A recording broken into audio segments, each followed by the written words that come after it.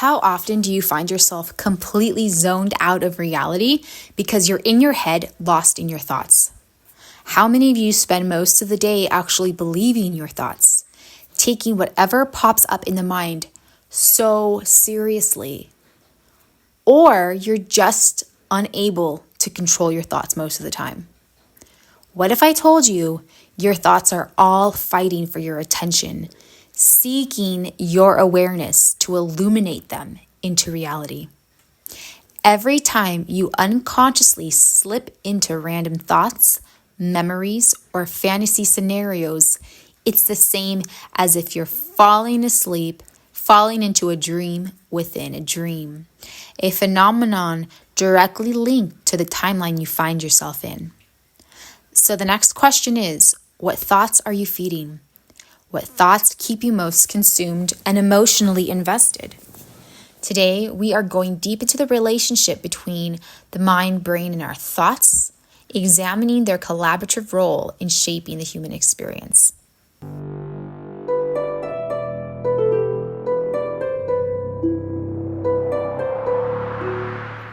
Welcome to Ethereal Aeons Activation. My name is Leslie. If you're new to the channel, thank you for clicking on the video and giving this channel your attention. And if you're returning, thank you as well. So even in the wakeful state that we find ourselves in, most people are sleepers.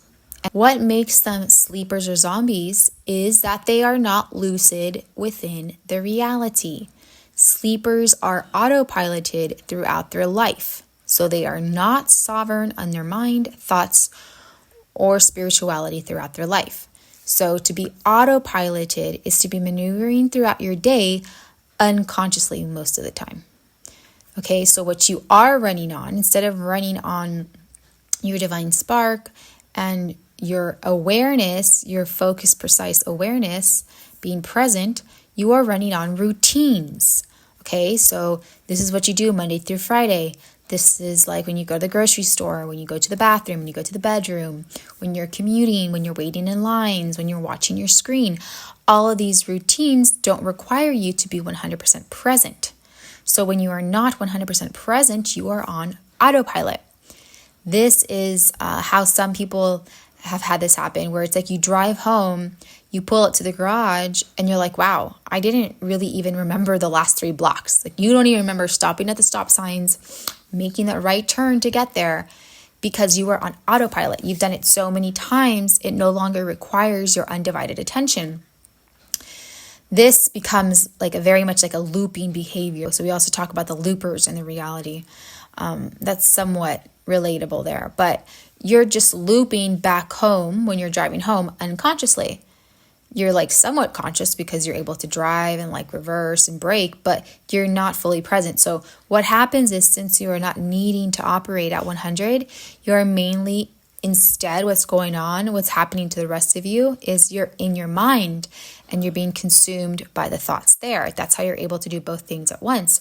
So the thoughts have enveloped most of you, and therefore you are asleep in life. You're not fully present because you're living also in your thoughts. You are being pulled into the world of thoughts, which can be considered as other realms within the mind. You're in another reality in your mind as you're driving. So programs, entire thought processes is another thing that autopiloted individuals are running off of. They're running off of the first one I said, routines, and then obviously programs. So entire thought processes, including the individual's principles, their egoic identities. These thought processes have all turned into their behaviors, their characteristics, their traits. Their entire identities are fabricated around their domestication process. So the domestication process is not just the household you grew up in, the school you went to. No, it begins before you're even born into the world. Okay, so while you're in the womb, and some would even argue prior to that, right? Because your soul cluster could be related to other karmic ties, and your family's soul cluster can be also related to other family karmic ties, ancestral ties, all of this. But we're not really going to go into that. But I do want to give you an idea of how the programming ends up dictating a lot of how you operate within your mind and your thoughts. So the domestication process, as I said, begins while you're in the womb. And what happens is you're in the womb and the world outside of you is already placing their thought patterns around you, their perceptions around you, which means their own fears, lack mindset, all of that is rippling out to your energetic makeup in many ways as well. So to be autopiloting through life is the norm here because of this extensive and unconscious extensive energetic programming that's going on, which leads me to becoming lucid. And, I was inspired to make this video because I'm learning about, researching, experiencing the realm of dream yoga, which is a form of lucid dreaming. There's a lot more to it than just lucid dreaming. And I want to break down the word lucid as well, because I have brought it up quite a bit, and I think it's just a good reminder for all of us. So lucid, clearly expressed, easily understood, brilliantly lit, luminous, clear, transparent. Thinking or expressing oneself clearly, especially between periods of confusion, clear-headed.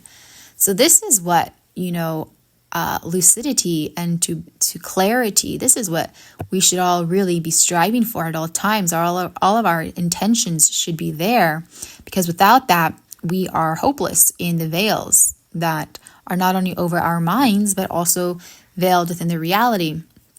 And also, I wanted to give a little backdrop here on the etymology. So lucid, it's bright, shining. So it's from the Latin lucidus, and it's light, bright, clear. So what is light? Light is consciousness. Light is awareness. And so this is what it is to be lucid dreaming. Now, in the context that we've all heard it, is lucid dreaming is to go to sleep at night, to have a dream, and within that dream, to completely be aware that you are dreaming and that you are safe in your bed sleeping. And from that awareness, you can then change anything in the reality around you. You are lucid. And so you then are able to control the dream in any direction you would like. That's a more advanced form of lucid dreaming. There is different types of lucid dreamings, but yes, you can get to the point where you realize you're awake, and it takes a lot of different practices, because if you get really excited when you're sleeping and you're like, I'm lucid, you're going to wake up in your bed. So you have to keep your emotions kind of neutral at that point. And once you realize you're dreaming, you can kind of look around, and then you can change what you want instantaneously around you. So you are the reality creator in the dream. And in the dream realm, because you're in the astral realms, things happen instantaneous. It's instant manifestation. So kind of building on that, when you learn about dream yoga, which is, the primary aim there is spiritual transformation. And dream yoga is really grounded in Buddhist philosophy, and they emphasize that illusory nature of both dreams and the waking life. So, the more you kind of start dreaming about this, because dream yoga is considered a very advanced practice. Basically, what happens is when you start even tapping into this a little bit, you are very quickly going to recognize the parallels between the dream state and the wakeful state. And when you're in a dream, you can probably, I don't know how many of you guys remember your dreams, but, a lot of people can remember at least 2 of their dreams if they're able to do dream recall. But you have dream after dream, and the dream kind of morphs into something else and morphs into something else. And so basically what's happening is like the thoughts in the dream realm are changing into something else, and you're not conscious of it. So you're going along with whatever it's melding into, versus becoming lucid and then creating whatever you want. So there's definitely a control. There's definitely, you're either in control or you're not in control. And the question is, if you're not in control and you're not lucid when you're sleeping, what is in control? Is it just the subconscious mind, the unconscious mind? we've talked about the dreams being created, by the archons in the dream state. They create these false realities for you to basically remain stunted while you sleep. Because as I had mentioned with dream yoga is all about continuing your spiritual practices in the astral realms while you're asleep, because you're able to learn so much more. Your neuroplasticity is just like crazy. When you're sleeping, you're able to process more, learn more. Athletes even have now been proven that athletes who train in their sleep, so you sleep and you become okay at lucid dreaming, you can then practice. Let's say if you're a basketball player, you could practice doing like your free throws while you're sleeping. It actually translates into the wakeful reality. So you're able to enhance whatever sort of skill you want in your dream. And so, yeah, a lot of these athletes are now training in their dreams. So basically, once you start kind of learning about this and experiencing it, when you're awake, you have to question your reality.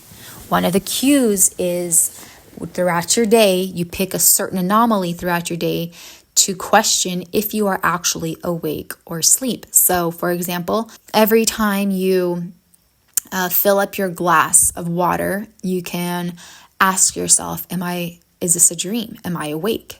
And you have to like really check. And so you can either like look at the palm of your hand, and this is a very common one. Look at the palm of your hand, and if your hand looks like your hand and there's no malformations and the lines aren't moving in your hand, then you know you're awake.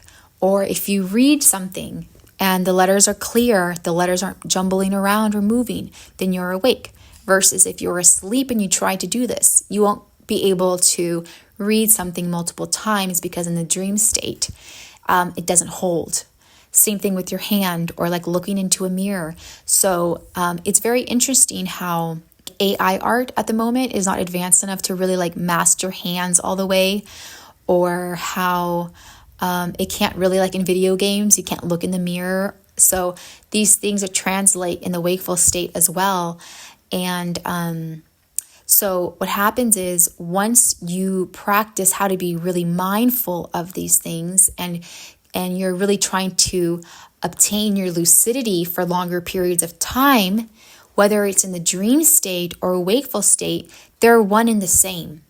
And so when you're awake in the wakeful state, what's happening is, when you are being consumed by your thoughts and living in the brain and living in those thought patterns, what's happening is you're falling asleep during the wakeful state. You are not lucid in the wakeful state. Instead, you're falling into a dream within your thoughts. And as I mentioned in the beginning of the video, these thoughts in your mind, these scenarios you might be running through in your mind, these worries that are really like crippling you from being happy and like being able to break past it, what happens is they're begging for your attention as much as they can get it every minute, and all of this because you are illuminating their thoughts into the physical existence, because there is a definite lag here in the wakeful state, not like in the astral state, like you're able to manifest it instantaneously. So it takes more work in that sense, more thought power for something that you might be worrying about to manifest in the physical reality. So in that sense, it's a bemoring. In that sense, it's a good thing that we can't instantly manifest in that way. And so that's kind of like a default universal law here. But there is such thing as instant manifestation in the wakeful state. And that would be something like considered like dream yoga, but in the wakeful state. So while lucid dreaming is something we should all be working towards, dream yoga is the ultimate state for the spiritual practitioner.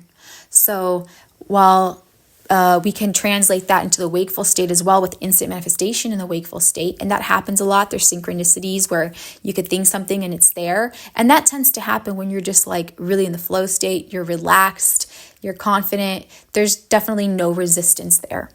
But as soon as you're trying to do something, it just will not work that way. So in order to work towards that free flow, no resistance, what we should be doing is tracking and monitoring our thoughts, but not so much going into the thoughts, but becoming aware of when you're being lured back into them.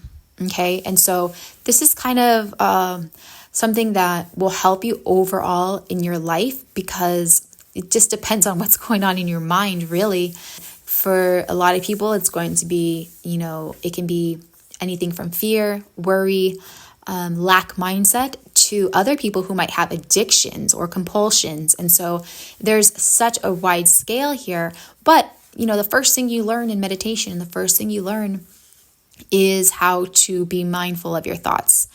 And so it boils back to this basic notion of being present, being aware, and also not taking whatever's going on in your mind so seriously. It's like when you sleep at night and you totally took your dream so seriously, and then you wake up and it's like, like that wasn't even real, right? But imagine if you woke up in your dream and you made it real because you created it and you set it up a certain way. So, there's various degrees of this, and ultimately ask yourself, what thoughts are you feeding? What thoughts are you nourishing? Simply by allowing yourself to slip into those thoughts.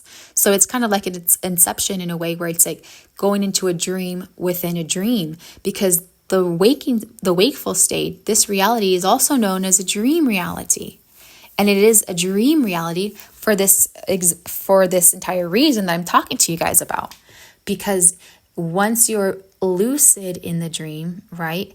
Once you're awake, you can then actually create and manifest it and mold it and meld it into what you want, into what not your ego necessarily thinks you want, but into what your spirit wants to collaboratively create with you in this wakeful state.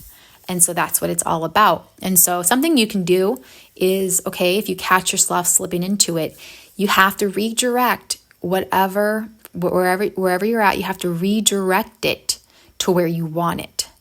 So even if it's just being conscious of taking 3 to 5, deep breaths and tracing the breath and redirecting it that way. And then also have yourself a couple of affirmations that feel right for you at that time. They can always change, whatever it may be. Maybe like, I am safe, I am present, I am laser focused, my intention is this, and bring it back to that. There can become some resistance when you start to be hard on yourself, or you start to take the thoughts seriously as well. Recognize that whatever's going on in your mind is not necessarily you. Okay, I talked about the dreams and how those get hijacked. There can be thought patterns and thought implants that you're picking up on that might not even be from you as well. And so this is how we have to sift through the mind and really sift through things, throw things out, recognize things for what they are, and then move forward from there. So not holding on to any of this, really, because it is a dream after all. And so you just sift through everything, redirect yourself. And so becoming laser focused in what you do want is key. And so understand that the mind and the brain and the thoughts are all completely different things. And I will get into this a lot deeper later. I feel like I have a lecture coming up on this sometime, hopefully either January or February, about the difference between the mind, the brain, and the thoughts. But basically, your mind it's very similar to like the soul versus spirit, right? So the soul is here, is incarnated into the reality so that we can live and be expressed through our vessel, through our vehicle, our body. And the spirit is tethered into the pluramic realms beyond this construct, right? And so in this way, our mind is like the spirit, and our brain is like the soul, in the sense that it is needed for us to interpret the reality. But once we exit out of the reality, the brain stays here, and the mind is what is above all of that. And then, of course, our thoughts are all sorts of stuff. Our thoughts are from our subconscious mind. Our thoughts are all the programs we've consumed. Our thoughts are from the collective unconscious. Our thoughts can be implanted there as well. And so it's like all of these different moving pieces. It's very interesting to kind of start sorting through that, starting to live within the realms of your mind that are going to enrich your experience and allow for you to fully bring about what you truly desire, what your spirit is calling for you. And if you don't even really know what that is, practicing redirecting your mind and your thoughts and not being entrenched in them or consumed by them or having them lure you back in, you have to be in control. If you're not in control of them, something else is. And that something else is not part of who you truly are. It's not part of your spirit. And if you don't want to be on the autopilot mode, you don't want to be a sleeper, you don't want to be a looper, you don't want to be part of that, and you really want to ignite yourself so that you are a divine spark who's lit, then you have to start paying attention to where your thoughts are leading you and what you're feeding in your thoughts.